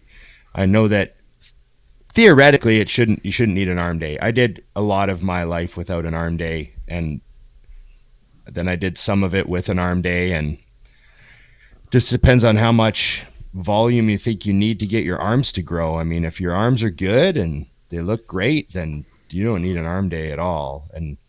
And he's right about the arms being simple. Like, they don't need 20 different exercises. There's really only so many things you can do. You just stretch your triceps and contract your triceps, and that's about it. There's even a study that just came out that I read that was actually pretty well done that said that, the whole incline dumbbell curls to stretch your bicep thing. Yeah. Mm-hmm. And then preacher curls, they did a study on both of those, and they measured hypertrophy in these groups of people. And the groups were pretty large and varied and everything. And there was no hypertrophy difference between the incline curl and the preacher curl group at all. They all had the same amount of bicep growth and everything. So they think that the whole stretch loading thing is, of course, bodybuilders, what do? We get evidence that it matters. So then we take it to the extreme. And now everything has to be, maximum stretch all time. And they're saying the biceps are such a simple body part that maybe that amount of stretch might not really have much of an effect. The bicep doesn't really get much longer. It gets like a half a centimeter longer. Right. So does it translate to anything as opposed to just going all out on preacher curls, So he's right about the arms not needing 20 things, but sometimes it's nice to just have an arm day. You go in there and work on your weak body part, all mentally focused and everything. I think that's probably the main benefit, is just that they're fresh, they're mentally focused, they're ready to rock. It's arm day, get these stubborn arms to grow. It's not necessarily from a scientific point of view where you need an arm day to get them bigger. It's just prioritizing, Well, I think the word that you nailed right there is prioritizing. If you have weak arms and you're just a push-pull leg guy, which I was my whole career, who does biceps before back? Nobody. Who does triceps before their chest pressing and shoulder pressing? Nobody. So it's the last thing on your menu on all of those push-pull leg days, and it's the weakness. So if you don't want to make an arm day, but it's a weakness, then at least what I would suggest doing is do it first. Because at the end of the day, if you come train back with me and you do it right, I promise your mental focus for biceps is not as high as it was for barbell rows. Yeah. And I think that's the reason I found having an arm day at the end of my career to really try to bring them up helped, because I came in and biceps were my weakness. So it was the first thing I did. And I was obsessed with making sure I nailed keeping my shoulders out of it, making sure it was all in the biceps. And it was a lot more focused that way. And then again, of the bis and tris on an arm day, my tris were the strength. So I just did them at the end and it was fine. So what Ron said nailed it is, if your arms are growing fine without, then you don't need it. But if they're not, and you don't want small arms, then I would definitely suggest trying something different to make them a priority. You know, the things that are the priority are the things that are going to get the most attention and grow, or should get the most attention. Also, too, for some people, it can be good to have a training day that, like, I almost see arms as almost like an active rest day. You know what I mean? By comparison. Out of yourself. Yeah. It's not going to be as taxing on your central nervous system. And sometimes, for given this, you know, individual situation, it can be good to have a day in there like that, especially for a guy who's like, oh, I just love training. You can't keep him out of the gym. You know, he's doing 6 days a week or whatever. It's like, if you put an arm day in there, that's at least we know that you're not going to be breaking down too much. It's not like having, you know, an extra leg day in there. Right. You're systemically almost resting. Yeah. Exactly. Almost. Yeah. I got one I wanted to throw in there, and we've covered this a lot, but I always think it's a great question. Biggest advice for younger bodybuilders coming up. Scott, I want you to throw your answer here, because you always pause on these, and you did a lot of it. So what would you say, like looking back at your career in bodybuilding, you would like to have said even to your younger self? I would say the thing that kept me absolutely loving it is not comparing yourself to others. If I were to have compared my progress to Dusty's progress, I would have quit, you know, a long time ago. But you compare your progress to your own self. And, you know, I competed early in bodybuilding, and I did that because, to me, it allowed me, it was having that outside catalyst helped me to push harder than I probably would have otherwise. And then knowing now I have an off season, I really have to scramble to like make as much progress as I can, because I'm going to be on stage again 18 months from the time I got off stage, you know? Mm-hmm. I feel like competing was a really helpful tool. So, you know, I'm all for the idea of some people who have said like, oh, I don't want to get on stage until I'm a super, you know, something like that. Like, okay, I can respect that. And I have a hell of a lot of respect for a guy like Ron who competed once. And then how many years did you take off before you competed again? Oh, you mean my first show? Your very first show. Yeah, I did a show, and then it was like 4 years until I did my next and that's serious show. Yeah, good chunk of time, you know, and you really took that time to grow. Like, I have a lot of respect for that, but I also think there can be benefit of getting yourself out there and allowing that will help. It'll help you to get plugged in. And then the key is just trying to be better than yourself.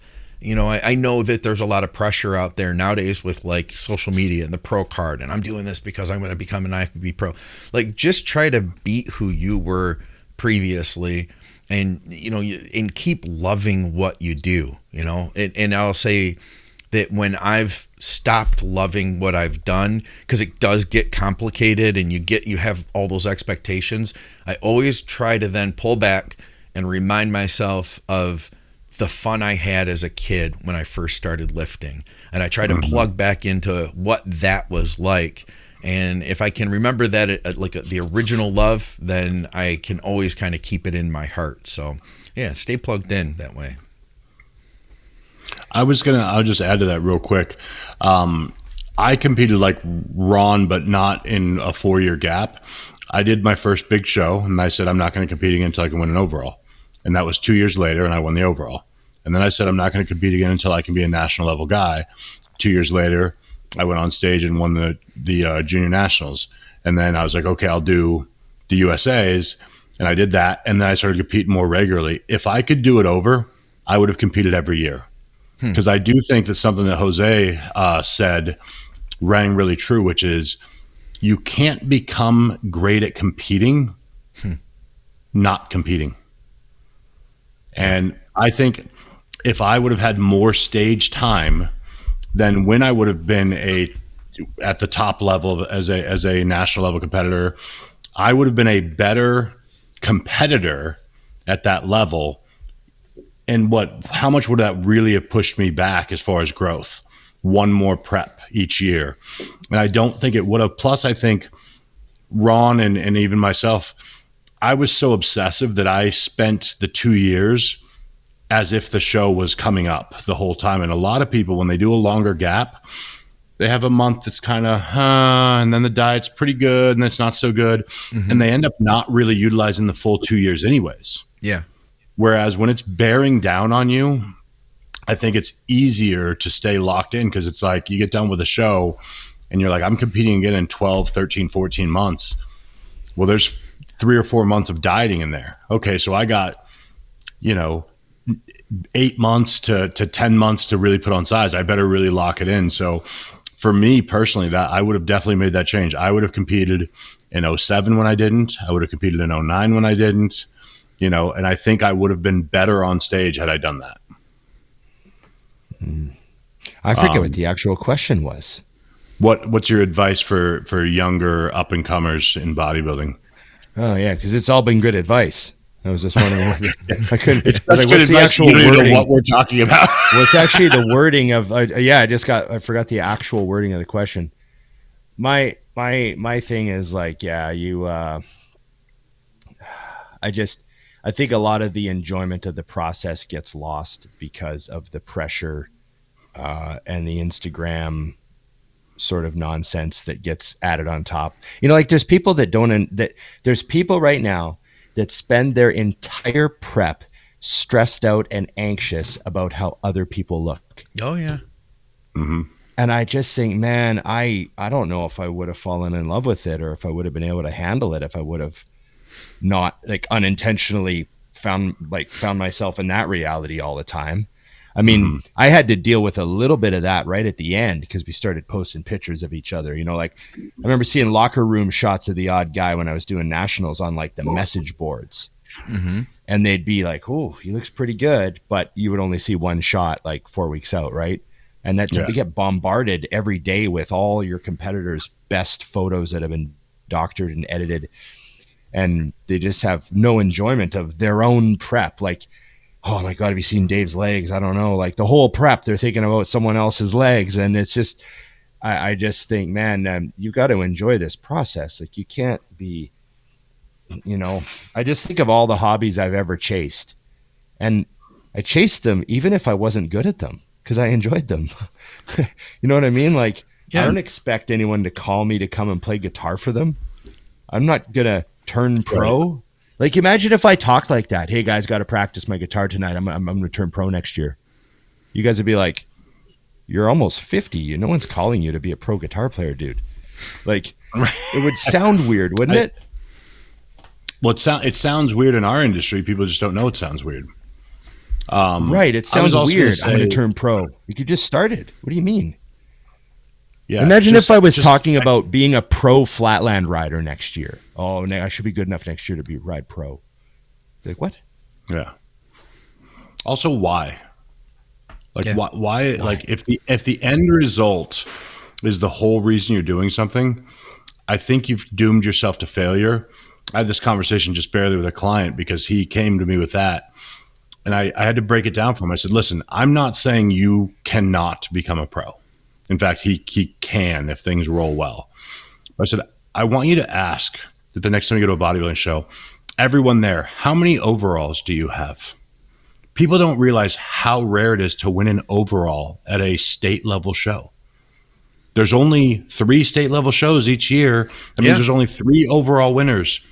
I think we need to really bring that down a little bit and not be so focused on this thing, because what I feel we were very fortunate with is we just went to the gym and had fun. I didn't have 900 people tell me the best way to train and how I needed to rest and what.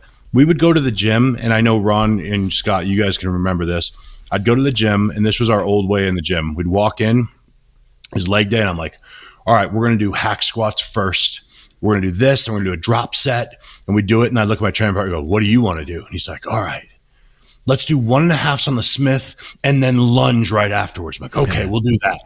Yeah. And it was all about like, how can we kick the shit out of ourselves?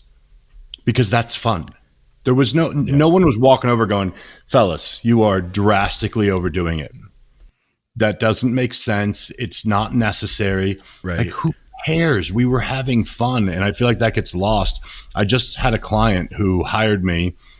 I wrote out his training, everything, and he's doing it. And he has so many things he's questioning on the training. And he's like, I'm just not enjoying this. I'm like, well, why don't you just do what you were doing before? And he's like, what? I'm like, just train the way you were having fun and train really hard and just let me handle supplements and everything. He's like, okay. So he starts losing a bunch of weight. We loses 30 pounds. He says, all right, I'm ready. I'm going to go back to your training. I don't know why I wouldn't just use all of your advice. I'm like, okay. So he goes back to my training. Then he's not having fun again. I'm like, what are we doing? You were seeing results not doing my training. Yeah. And you were having fun. So you're willing to trade in the enjoyment to get maybe not even better results. Why?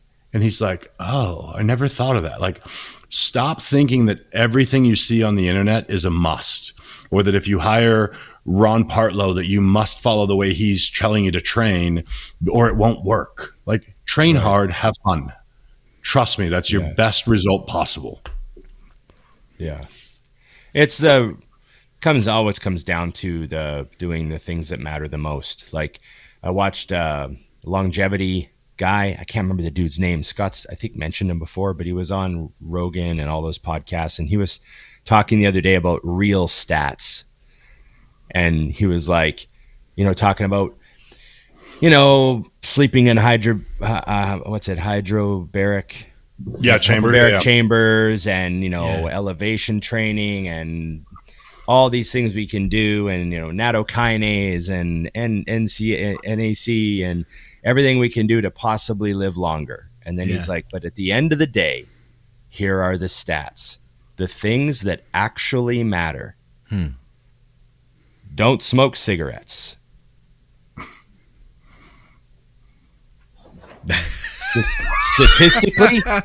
Statistically, that's it. Way below that is obese. Don't be fat. Okay. Like, way below that. Smoking's higher. Smoking, don't be fat, exercise. Way below those three things are actually take care of yourself. Wow. Actually eat right. Actually, that stuff is statistically way below. Don't smoke. Don't eat like an asshole and get fat.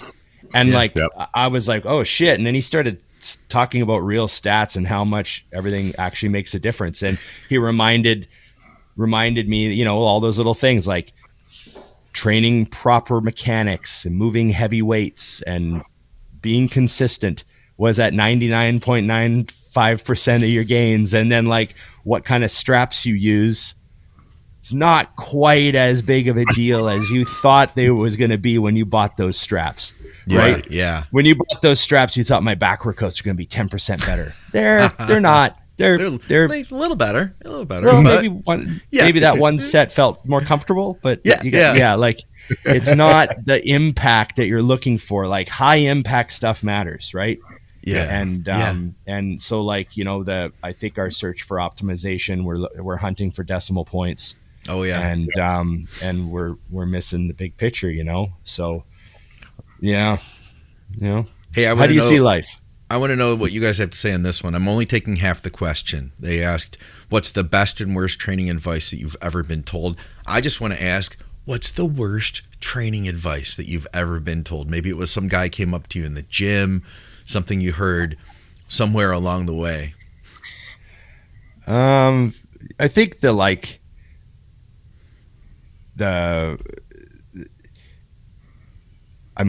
I always had a small waist on stage, and I was told not to do heavy bent rows and don't do squats and don't do deads and don't do all that stuff because it would blow my waist out.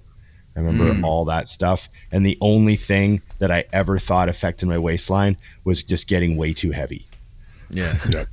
When at the end of the day, when I deadlifted and squatted and did all that shit, and none of it ever made a difference to my waist at all, except for when I got way too heavy a few years in a row. I was like, that did affect my waist.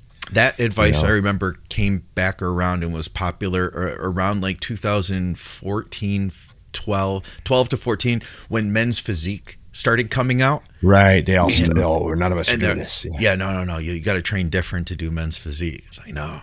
Guess what? Yeah. The guy at the Arnold who looked the most like a bodybuilder actually won. You know what I'm saying? Right. The guy with the most muscle won. Yeah. Yeah. Man, I'm trying to think of the worst. I had the meme pop up in my head where it's Rich Piana and he goes, it's an 8-hour arm day. We're going to start with bicep. That's immediately what popped up. I still think my favorite bodybuilding meme is like the one where you could do it a million ways, but it's like a hot girl and she's like, so what are we going to do on our date? Yeah. And then it cuts to Rich. She's like, it's an 8-hour arm day. Like, I just love that's that. So meme. Good. Yeah, that's 8 hours. Hear me out. You get me for one day. What are we going to do? Or Sam Sulik talking about his pump with it, superimposed on any group of people. Boardroom, the funeral, kindergarten, or the kindergarten, the funeral. The boardroom was the best. Hospital room. Talking to him. It's in like a hospital. Man. Someone's just had surgery. Their arms are like those are instantly amazing. I mean, this is a sick pump. Like, I got to be happy with this. Those are so good. Those are the best. Man, those are the best. I did have my dad tell me tricep. We called them French presses back then. Seated barbell. Yeah, yeah. Now we just call them kind of skull crushers. Basically the same thing. I remember Lauren, who was like our guru, who ran the gym. He was like the Persian Arnold. He had like the hair like Arnold, and he had the lats were always flared, and he had a tank top on with like the tight polyester gym pants, tight, nice. but the loose at the bottom, and he wear flip flops. Right. That was his 24/7 outfit. Lauren, he was amazing, very recognizable video game character. He was the guy who brought Pumping Iron over on VHS to our house, and my dad and his friends sat around to watch it. That's the first time I saw Arnold, was in that day on that movie.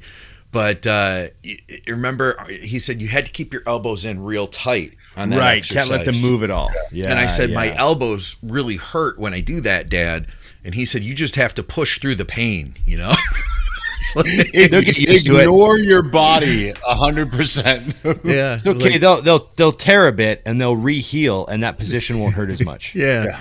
I told him years later, I was like, Dad, I do them like this now. You know what I mean? Elbows are way out there. I can't even, just to demonstrate it, I can't even do that now. You know what I'm saying? No. I do remember there was a dude at the gym when I was a little kid, and he was like gray sweatpants, like the old boxing gray sweatpants rolled up to the knee, headband, the baby blue tank top with the dark blue piping. That's nice. Wow. Right? Just setting the scene here. Headband. And he would train in flip-flops too. Yeah. But he was a big chin-up guy. And he would jump up and he would do ultra-wide behind the neck chin-ups.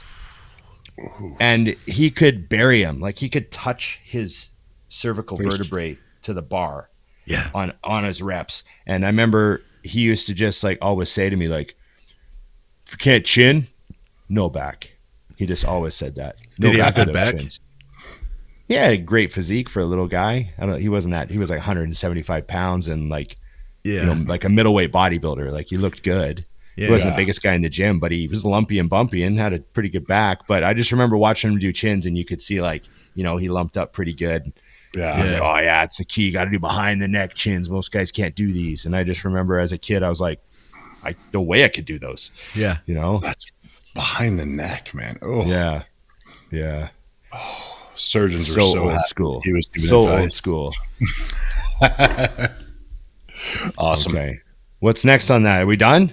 I think we could go all day, to be completely truthful with you. There's everybody loaded us up with questions. We should actually save these so that we can, anything we didn't tackle, we can tackle on the next round. Cool. Okay. Ron's doing a quick check. Yeah, I'm doing a quick check. I could handle that. All right. I wish I was going to be in Detroit now after seeing all the questions. I know. I want to go eat, and I want to go to the barbecue place too. Oh man, Yeah, that burger was good. I'm telling you. You know what's a cash only establishment? They're going to have good food. This only ever did cash there. Same thing that you said about the Middle Eastern restaurant. Though, like, I expect a good Middle Eastern restaurant to be a small place, a little dingy. That's what I'm looking for. Is there also like a rule, like a good Middle Eastern place, you'll be getting your food in styrofoam? No styrofoam. No styrofoam. I mean, if I don't know, I don't get it to go. We usually always eat in. Oh, okay. The only Middle Eastern food I've ever really had is like you go get like rice and beef and chicken skewers to go, and they might put it in styrofoam. Meat and rice, and I just thought, is that a good like sign that the Middle Eastern food is really proper? There's this other place called the New Yasmin Bakery, and it's basically like a deli counter, and they make stuff. They have like the fire, or the stove in the back with the fire. You know, they'll throw some pitas in there. Oh yeah, make you like a laham bhaji, which is like a meat pocket, but it has this delicious flavor. You're like practically cultured. Yeah. Well, I used to go there all the time to pick up bread for my dad's company on Sunday morning. And it would feel like you were in some sort of like a Middle Eastern bazaar, and everybody's like jostling for, like, everybody's in there, and they're all like jostling to be next in line. And it's loud. Everybody's talking, and and I want bread. I would always get some food too while I was there for myself, picking up the bread. Of course, yeah. Well played. Good place. Okay. Good place. Not too far from Alamir. There's a Middle Eastern restaurant. Like, I can throw a rock off my balcony and hit it. Yeah. It's like right across the street, and I've never tried it, but sometimes I'll walk the dogs past there, and I'm like, man, that place smells good. Yeah. So now that you guys got me talking, I might walk across the street right now and get some food. Thinking of it. When you get over to, so here's the thing, the show is going to be in the area we call West Dearborn. Now, East Dearborn is closer to Detroit. It is a little, you're not going to just hop in your car. It's maybe 10, 15, probably 15 minutes from the venue to get to Alamir. And if you don't want to go there, guys, there are a great Middle Eastern restaurants all over the place right by the venue too. But Alamir is the place. But when you get over to East Dearborn, all the signs, like all the stores and the doctor's offices, they're all in Arabic. It's like you get over there, and it is Dearborn's the Arab capital of the United States. It's, yeah. You know, even I knew that. It's so we've got some culture here. Good food. A lot of like Lebanese based food over here. Right. Okay. Yeah. Makes sense. Okay. Well, thanks, guys. Yes. I enjoyed that show. I did too. I'm hungry now. I'm real hungry right now. Yeah, likewise. I'm hungry now. I'm hungry, and I don't have food cooked, so I'm like, it's a problem. I know what's going on. What do I ask for? Just meat and rice? What do you ask for? I get the like the shish kafta, and it's like it's like either lamb or beef, and they put it on the skewers. It's like ground, and they put it on the skewers. And that's really good. Or you could get chicken. You could get like chicken shawarma, or you can get chicken kafta. Those are really good too.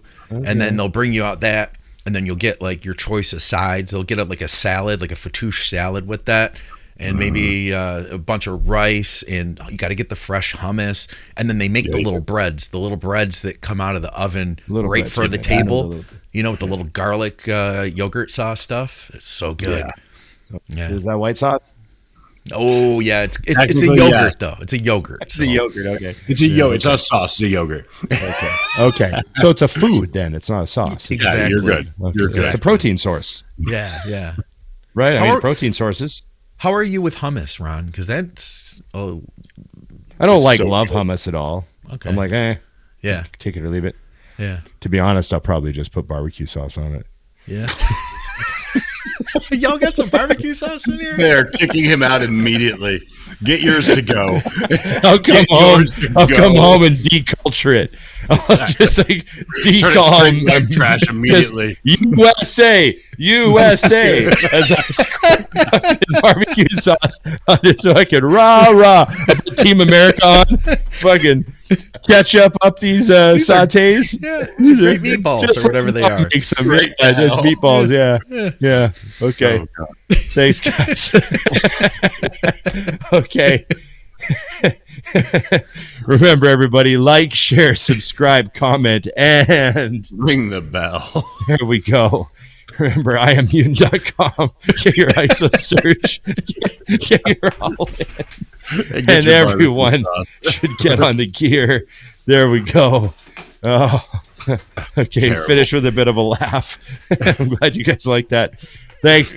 Remember, everybody, it's just fun. That's terrible. Oh, God. It was good. It was classic.